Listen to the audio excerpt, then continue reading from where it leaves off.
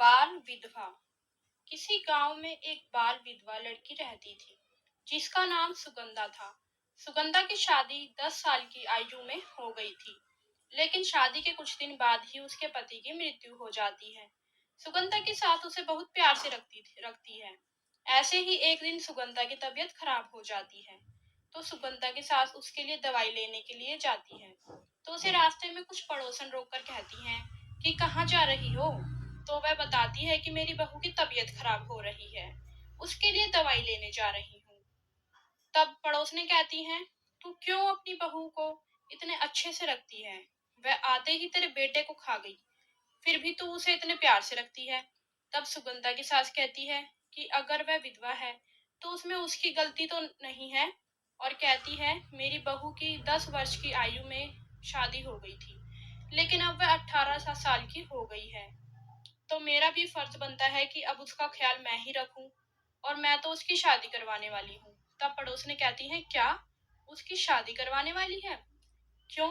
लेकिन वह तो विधवा है, उसे ऐसे ही रहने दे। तब उसकी सास कहती है, मैं तो मेरी बहू की शादी करवाऊंगी। अरे, इतनी बड़ी जिंदगी है, पूरी जिंदगी क्या वह अकेली बिताएगी? सुगंधा की सास गांव के सरपंच के पास जाती है और कहती है कि मैं मेरी बहू की शादी करवा रही हूँ। पड़ोसियों की तरह गांव का सरपंच भी चिढ़ जाता है और कहता है कि नहीं, हमारे गांव में यह सब नहीं होता, विधवा लड़कियों की शादी नहीं होती है। मैं गांव का सरपंच होने के नाते तुमसे कह रहा हूँ कि तुम उसकी शादी नहीं करवा सकती।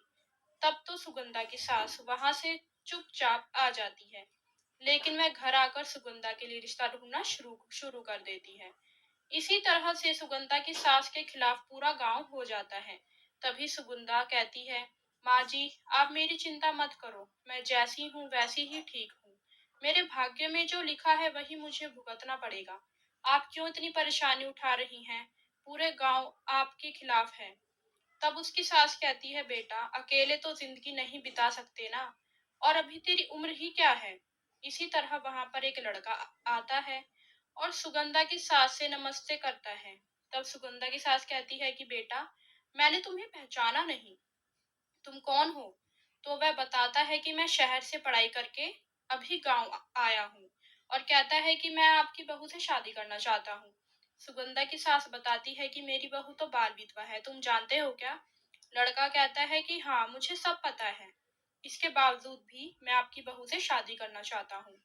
तो फिर सुगंधा की सास कहती है, लेकिन बेटा, तुम हो कौन? तब वह बताता है कि मैं गांव के सरपंच का बेटा हूँ। फिर सुगंधा की सास कहती है कि लेकिन गांव के सरपंच इस शादी के खिलाफ हैं। अचानक से पूरा गांव कुएं की तरफ भागने लगता है। किसी दूसरे गांव के सरपंच की बेटी कुएं में कूदकर जान दे देती है। वह भी एक बाल विधवा थी। तभी सुगंधा की सास कहती है, देखा, आप लोगों के उसूलों के चक्कर में एक लड़की ने अपनी जान दे दी। अगर उस लड़की की शादी करवा देते तो शायद गांव की एक लड़की बच जाती।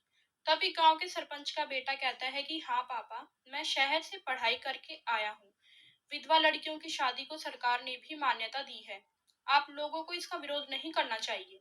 इसी तरह गांव के लोग और गांव का सरपंच सुगंधा की शादी कराने को मान जाते हैं, और सुगंधा की शादी सरपंच के बेटे से हो जाती है। दोस्तों, आपको कहानी पसंद आई है तो इसे लाइक करें और हमारे चैनल को सब्सक्राइब करें।